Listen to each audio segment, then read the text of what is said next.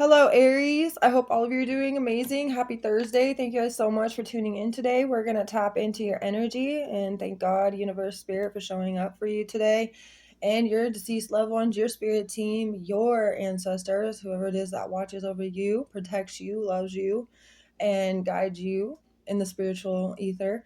Either way, let's find out what this energy is about today. I am feeling angelic behavior. Well, there's only so many people that get that side of you, Aries. Only so many people get to see the angel side of you.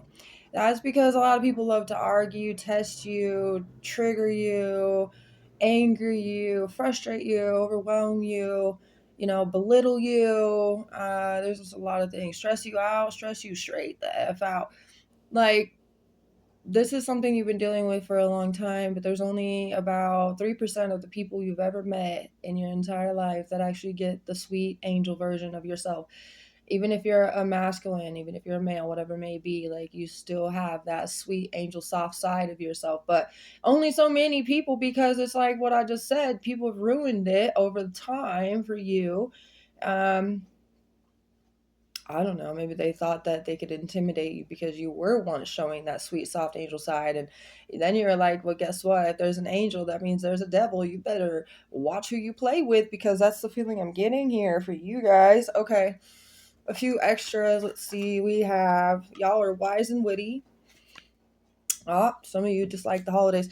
You know what? It's not really about just like disliking the holidays. It's about liking the original standpoint of holidays. Like, you'll celebrate a holiday, but you don't necessarily like the way that it came about or came to be, and the way that you maybe celebrate holidays is like totally different, and the intention is not the same. And it's kind of like me in a sense too, because like if I were to tell you like I celebrate Christmas, but the way that I celebrate Christmas isn't like how everybody else celebrates Christmas. I believe that the presents that you give to people is the presence of yourself.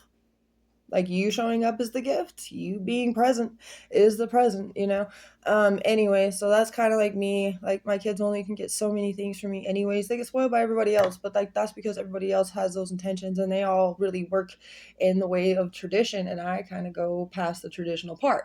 They only get about 4 to 5 things from me specifically, because I can't go all the way out for them like that, but they know that. And in balance, I have all my time devoted to them. So getting only a few things from me is not a big problem, because they already get all the time from me, if that makes sense. But yeah, so there's something about y'all disliking the holidays, and maybe just not liking the way that tradition has held the holidays, and what they're about is spending money, and that's not really the point. You're not supposed to spend money, you're supposed to spend time, you're supposed to spend effort and energy with those people, right? All right. 8 of Swords, 10 of Swords, 2 of Coins on the bottom. Y'all have been juggling too many things that caused anxiety, overwhelm, stress, worry, concern, entrapment, mental confusion.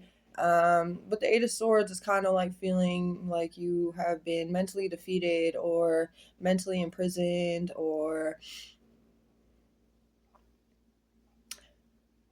there's definitely an ending coming with the 10 of Swords next to it. So whatever it is that's been negatively impacting you, or very much so unhealthy for you, if you want to really put it in little terms, say you were drinking an energy drink twice a day, every day for 3 years or something, right?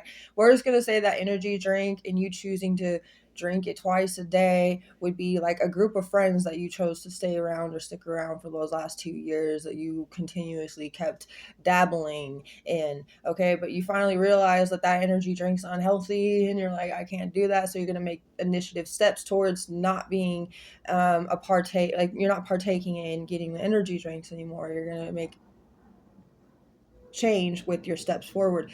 And that kind of gives me the sense like if you were to say that was a friend, you're no longer going to be giving time and energy and effort to that person anymore, those people anymore, because you realize it's unhealthy. So now I see that since you're ending these things, you are allowing yourself to Okay, so if you see the guy juggling, right? He's juggling, I don't know, 6 balls. Say he throws one ball out and another person tosses another ball in. That energy exchange, because whatever that ball that he tossed out is no longer a part of the energy. There's a brand new energy that got juggled in. So, no, the guy still keeps going, right? So he still got 6 balls, but he's got a new ball from what he had thrown out the other one. So that's kind of like the energy. You're still juggling, but you're throwing things out that don't need to be part of the juggling. Does that make sense? I'm trying to put it in as a literal figure, like literal um, presentation as I possibly can from what I'm feeling in my mind. Oh, the Queen of Coins in the reverse with the death. Yeah, you're literally no longer juggling those that have a vindictive mentality.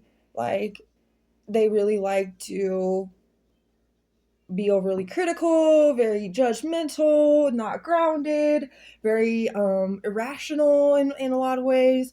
The Queen of Coins being in the reverse in a negative setting, in an unhealthy setting, is somebody who is spiteful, rude, not very welcoming, like they got a lot of issues, a lot of insecurities, that kind of thing. And I see that you're no longer wanting to participate because they don't want to change. They fear change. You had love for these individuals, you did, but you realize who these people are. Your curiosity is like curiosity is killing one of the 9 lives of your cat. Okay, you're like, I can't keep affording to lose life. Oh, like Jumanji, like with Kevin Hart and Dwayne Johnson and Jack Black and everything, right? They have the 3 bars on their lines and once they die, they lose a bar. They're like, oh my gosh, I can't.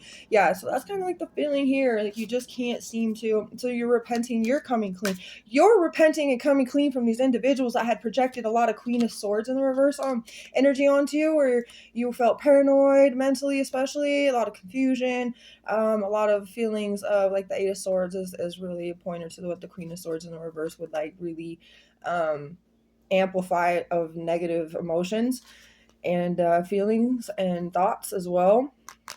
So you realize there was no growth in the situation. So in order for you to have growth, you had to restore your faith and renew your hope with the star energy right there. All right.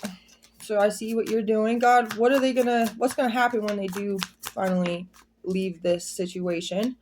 You may have a divine moment of pause for some of you. Divine moment of pause. Yeah, you may have to reflect, but the 6 of Coins is in the reversal, so you are going to reflect. Okay, the Hierophant's here too, so you're going to have a pause, a divine moment of like,